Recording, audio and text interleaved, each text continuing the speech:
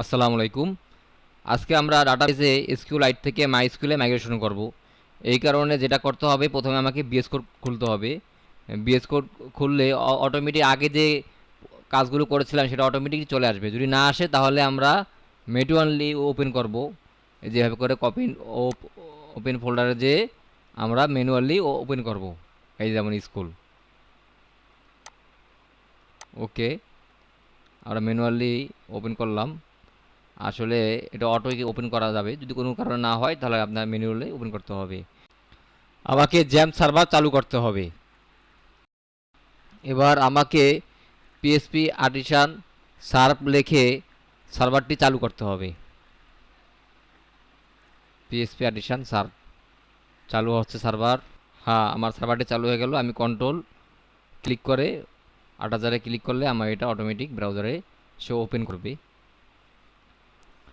Plus চিহ্নতে click করব, তো নতুন টার্মিনাল ওপেন হবে। তো এখানে আমি লিখবো যে মাই স্কুয়েল, মাই এসকিউএল। তো ডাটাবেস নেম কি দিব? ডাটাবেস নেম দিব হচ্ছে আমরা স্কুল নামেই দিলাম, স্কুল নামে আমি দিলাম। তো এখন আমাকে কি করতে হবে? এই যে হ্যাড চিহ্ন উঠে দিতে হবে। এগুলো সবগুলো মার্ক করলাম। মার্ক করার পরে কন্ট্রোল স্ল্যাশ দিতে হবে, অথবা আমি কিন্তু ম্যানুয়ালিও কিন্তু আমি বুঝতে পারতাম। এবার আমার যেটা করতে হবে, পিএসপি আরেশান মাইগ্রেট দিতে হবে।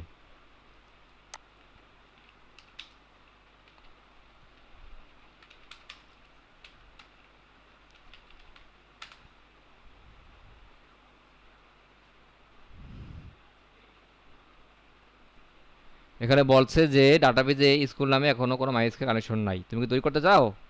আমি যদি ক্লিক করি তাহলে ইয়েস বাই ডিফল্ট হয়ে যাবে। ডাটাবেস তৈরি হয়ে গেল। ওকে, ডাটাবেস এখন তৈরি হয়ে গেল।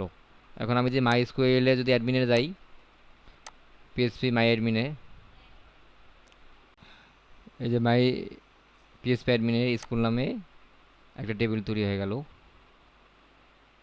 এটার ভিতরে কিন্তু সমস্ত টেবিলের নেমগুলো কিন্তু আছে, ফিল্ডগুলো কিন্তু আছে।